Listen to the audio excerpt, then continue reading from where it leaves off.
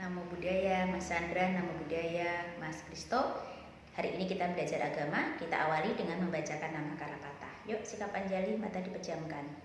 Arahang sama sambuddha bhagawa, Budang bhagawantang abiwadeni. Swakato bhagawata dhammo, dhammang namasami. Supatipanno bhagavato sawaka sanggo, sanggang nakmami. Sabe sata bawantu sukitata, semoga semua makhluk hidup berbahagia. Sadu, sadu, sadu. Namo Buddhaya. Nah, Mas Chandra, Mas Kristo, kemarin kalian sudah belajar tentang apa? Ramalan pertapa Asita kepada bayi yang baru lahir, yaitu kepada Pangeran Siddhartha. Masih ingat? Pertapa Asita kemarin itu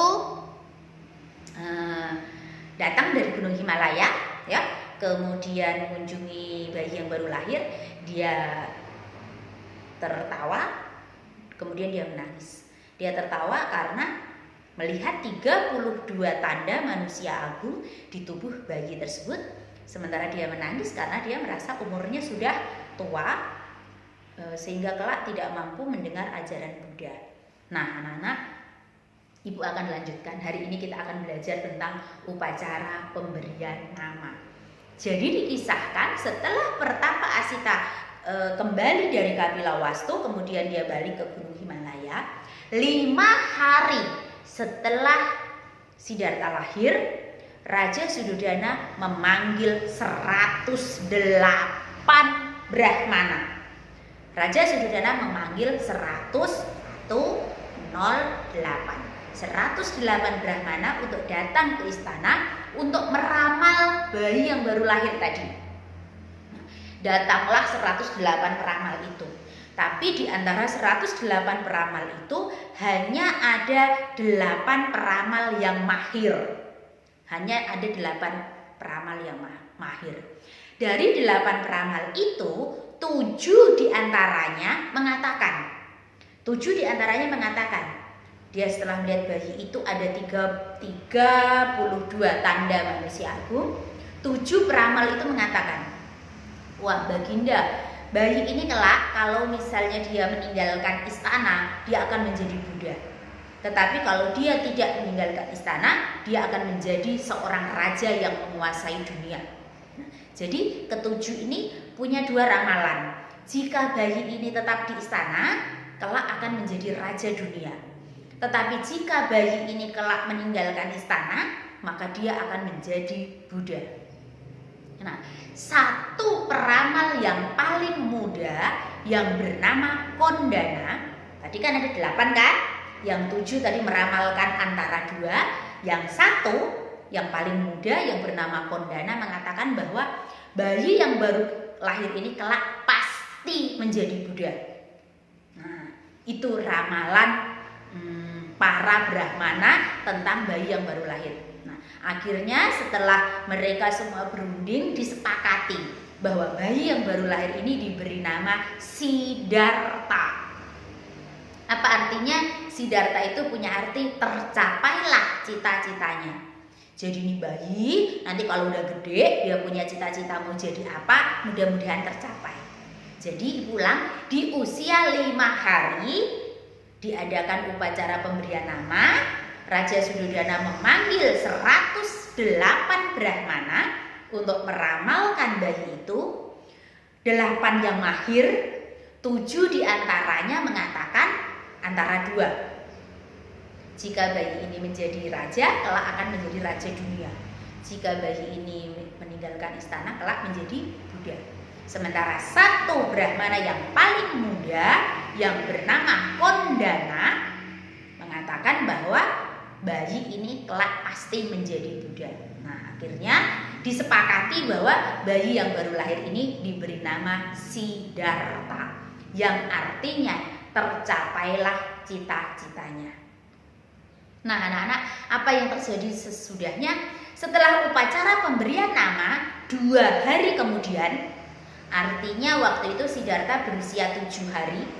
Waktu Siddhartha berusia 7 hari, mamanya Siddhartha siapa mamanya? Ya, Dewi Mahamaya. Dewi Mahamaya meninggal dunia. Jadi di usia Siddhartha yang masih bayi, yaitu usia 7 hari, Dewi Mahamaya meninggal dunia. Dan akhirnya Pangeran Siddhartha diasuh oleh bibinya.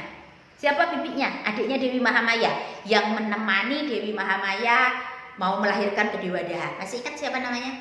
Adiknya ini bernama Dewi Prajapati Gotami. Dewi Prajapati Gotami inilah yang akhirnya mengasuh Pangeran Siddhartha dari sejak Pangeran Siddhartha berusia 7 hari. Nah, dia akhirnya menjadi mama tiri dari Pangeran Siddhartha. Jadi ibu tiri dari Pangeran Siddhartha adalah Dewi Prajapati Gotami. Jadi nanti Dewi Prajapati Gotami ini menikah dengan Dewi Mahamaya dan mempunyai 2 anak. Satu laki, satu perempuan.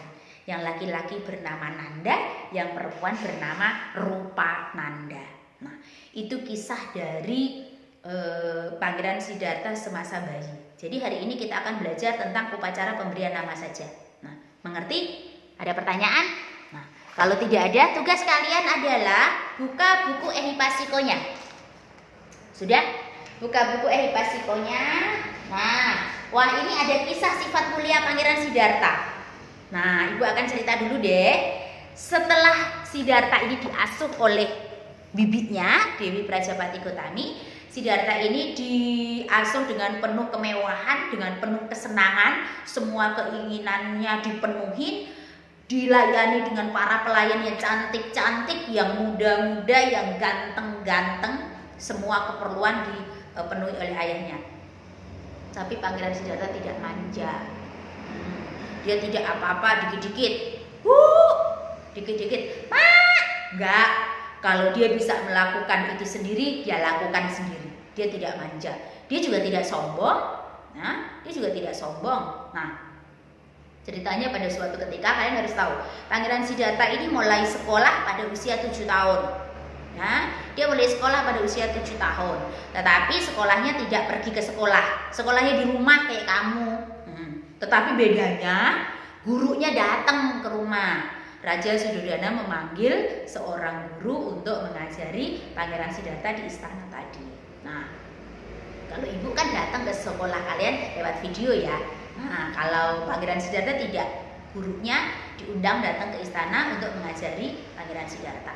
Nah, di usia 7 tahun pula Pangeran Siddhartha dibuatkan 3 kolam bunga teratai yang sangat indah.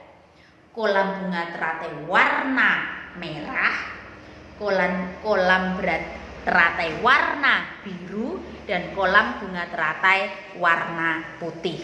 Nah, kolam teratai warna biru disebut Upala, warna merah disebut Paduma, warna putih disebut Pundarika. Tapi nanti ibu kasih catatan deh buat kamu. Nah, yang jelas sifat mulia Pangeran Siddhartha ini sudah terlihat dari kecil.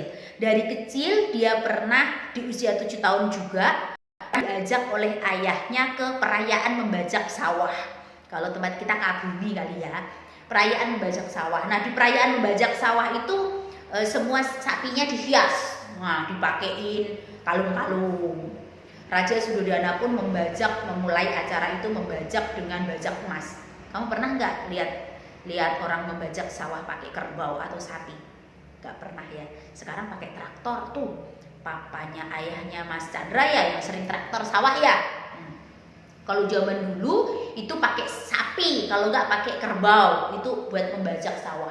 Zaman dulu belum ada traktor. Nah, begitu pula Raja Suddhodana, dia membajak sawah dengan sebuah bajak yang dari emas.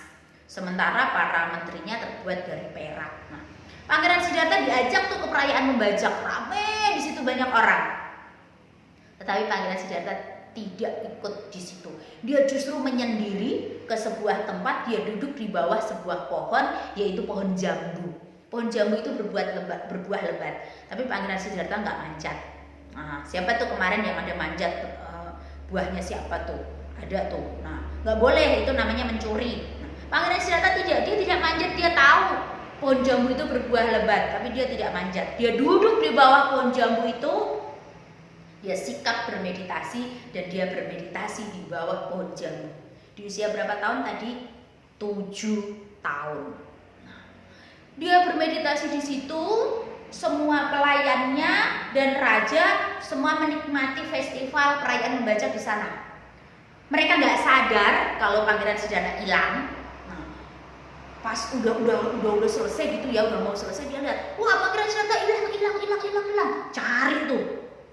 Tadi cari, pelayannya ngeliat, wah ternyata dia di sana loh, duduk di bawah pohon tuh, bawah pohon jambu.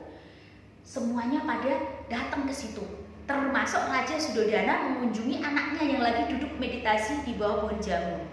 Anak-anak, apa yang terjadi? Semua orang terkagum-kagum saat itu karena melihat Pangeran Siddhartha duduk bermeditasi di bawah pohon jambu, dan bayangan pohon jambu nih itu selalu memayungi tubuh Pangeran Siddhartha dan tidak meninggalkan tubuh Pangeran Siddhartha. Artinya tidak mengikuti arah matahari. Bayangan pohonnya itu tidak mengikuti arah matahari dan selalu memayungi tubuh dari Pangeran Siddhartha. Pangeran Siddhartha melihat hal itu, ayahnya terpesona.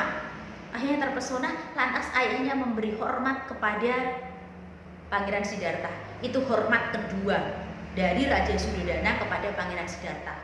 Yang pertama, waktu Pertapa Asita memberi hormat, dia ngikut. Yang kedua, waktu ini dia lihat anaknya ini lagi duduk meditasi di bawah pohon jambu, sementara bayangan pohon jambu itu tidak mengikuti arah matahari tetapi selalu memayungi tubuh Pangeran Siddhartha. Itu Pangeran Siddhartha. Nah, kalian juga tahu bahwa Pangeran Siddhartha itu diberikan seekor kuda yang cantik kepada oleh ayahnya, maksudnya, yaitu kuda Kantaka namanya. Itu kuda putih yang merupakan kuda kesayangan Pangeran Siddhartha. Pangeran Siddhartha memperlakukan kudanya dengan sangat baik. Oh, gambarnya nih Bu tunjukkan. Nah, ini Pangeran Siddhartha sangat menyayangi kudanya. Kemudian dia juga belajar mengendarai kuda. Jadi dia belajar mengendarai kuda yaitu menggunakan kudanya ini, yaitu kuda Kantaka. Nah, Pangeran Siddhartha selain dia memiliki cinta kasih yang luar biasa, dia juga memiliki cinta kasih yang luar biasa kepada para binatang. Ya, bahkan sewaktu di taman istana ada temannya yang ini apa nih, yang memukul seekor ular, dia nggak kasih. Dia bilang jangan, ular itu adalah makhluk hidup yang nggak boleh. Nah, dia melindungi seekor ular itu. Kemudian di suatu ketika juga, sewaktu Pangeran Siddhartha bermain di taman istana, dia bermain bersama seorang temannya, yaitu Pangeran Dewadatta. Dewadatta itu kakaknya Dewi Yasodhara, ya. Dewadatta itu kakaknya Dewi Yasodhara. Waktu bermain di taman istana, Dewadatta membawa panah, kemudian dia memanah seekor burung belibis.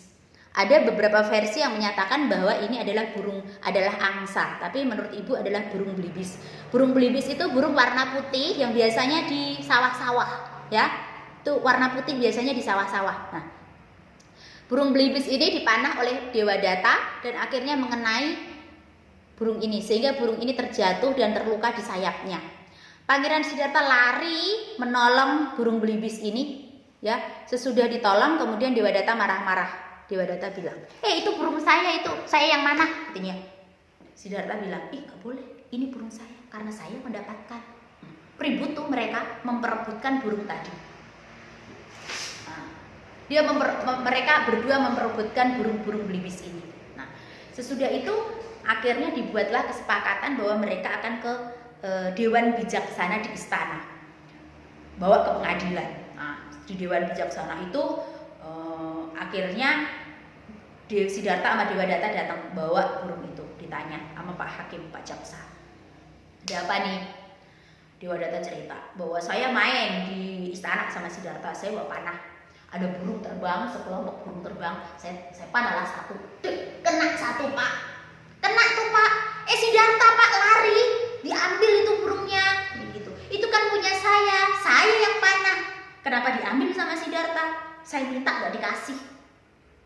Pak hakimnya nanya, benar Siddhartha? Betul Pak, saya memang mengambil burung ini. Sambil burungnya masih dipegang, saya memang mengambil burung ini. Kenapa kamu ambil? Kesian Pak, burung ini terluka. Lihat nih Pak, sayapnya nih Pak penuh dengan darah. Saya akan obatin Pak. Tadi di sana saya udah obatin. Nah, pas di taman istana tadi, Siddhartha udah mengobati luka itu dengan daun-daun yang ada di taman itu, sama dia diremes-remes, dipakai buat popok luka supaya darahnya berhenti mengalir. Nah, dia bilang seperti itu. Lantas hakim sama jaksanya manggut-manggut. Oh, berarti kamu ingin menyelamatkan burung ini intinya. Betul Pak. Kalau udah kamu selamatkan, nanti saya akan terbangkan kembali. Begitu kata Siddhartha. Oh.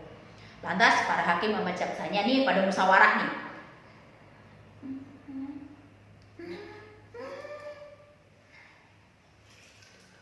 Nah, musyawarah. Diputuskanlah akhirnya.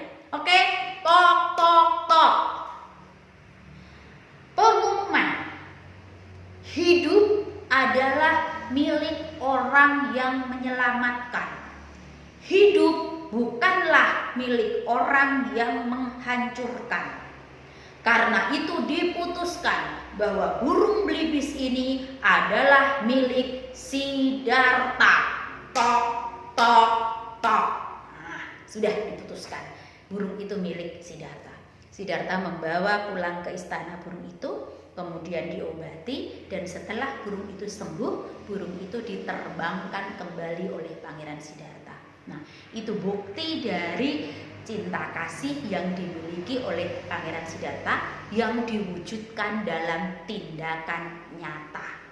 Nah, itu anak-anak ibu sudah ceritakan ya yang ada di buku Ehipasiko kalian tadi. Nah, ini nanti boleh diwarnain. Langsung diwarnain di sini boleh, halaman 21. Ini boleh diwarnain. Kemudian, nah, tunggu ya, halaman 13 dulu. Halaman 13 ini baca ya, kerjakan. Kemudian ini dibaca upacara pemberian nama. Nah, ini tadi gambarnya. Ini gambar boleh diwarnai yang bagus ya. Sesudah itu, nah, ini dikerjakan. Halaman 22 dan 23. Dikerjakan langsung di buku Ehipasiko. Nanti fotoin kirim ke ibu. Nah, ya, ibu ulang. Jadi tugas kalian 1 halaman 13 ya, dikerjakan, difoto ke ibu. 2 mewarnai gambar. Nah, difoto juga ya nanti ya, kirim ke ibu. Dan yang ketiga, mengerjakan soal evaluasi. Ini sama ini. Ya, nanti difoto juga, langsung dikerjakan di buku Ehipasiko. Kirim ke ibu. Oke? Mengerti? Ya. Oke. Ibu anggap sudah mengerti. Kalau nggak mengerti nanti bisa chatting ibu. Oke, kita cukupkan sekian dulu ya. Ya. Terima kasih atas perhatian kalian. Itu kisah upacara pemberian nama dari Pangeran Siddhartha, kemudian kisah dari masa kanak-kanak Pangeran Siddhartha. Ibu berharap kalian bisa mengerti ya. Kalau tidak mengerti nanti boleh bertanya ke ibunya dan bisa chatting ke WA ibu. Nanti ibu akan jawab sambil ibu mengerjakan tugas yang lain. Oke. Sekarang kita akhiri pelajaran agama dengan memanjatkan nama Karapata. Yuk, sikap anjali, mata dipejamkan.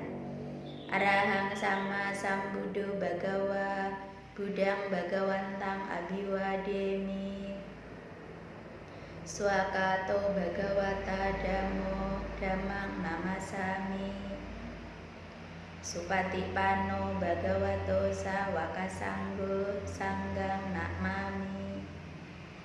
Sabi sata bawantu sukitata, semoga semua makhluk hidup berbahagia. Sadu, sadu, sadu. Namo Buddhaya.